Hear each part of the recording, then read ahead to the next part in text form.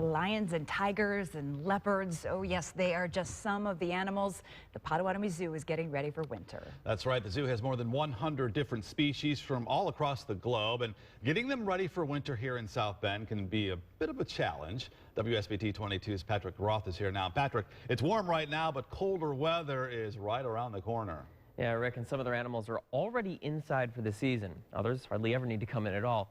And the trick for zookeepers is making sure that every animal stays safe and warm throughout the winter. Make no mistake, winter is coming. And while some people might not be ready for that, these animals are more than ready. Just like us, they can go outside. As long as they have a heated place to come, you can come to the zoo and see tigers, you can see lions, you can see them running through the snow.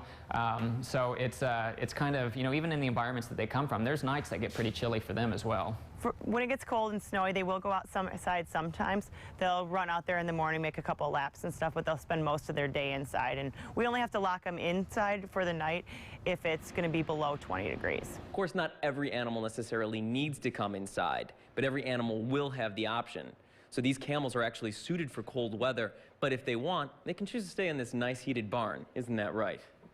We have procedures set in place for each species. So some animals may be able to have access during the winter, some may have to be completely locked into a barn, some may be able to have access.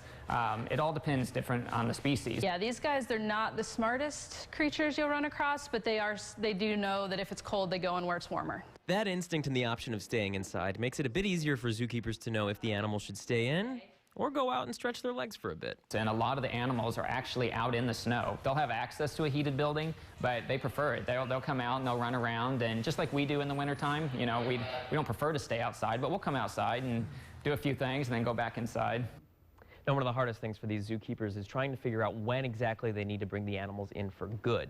So when we had some cooler nights earlier, they decided to bring in the primates, but then you have a day like today, it's 70 degrees, and you have a lot of people wondering why they can't see the monkeys outside. Right. Exactly. Yeah, and you think about it, wintertime, all the animals are inside. There has to be some challenges they face. Yeah, actually, one of the biggest challenges is keeping the animals not only physically, but mentally stimulated. So to do that, one of the things they do is they have food puzzles. That's like when they have the little cheese at the end of a maze. That kind of mimics what the animals would do in the wild, but just like people, animals can suffer from cabin fever, and it's a lot harder for them to use the internet or watch TV. You don't want them to get bored. No.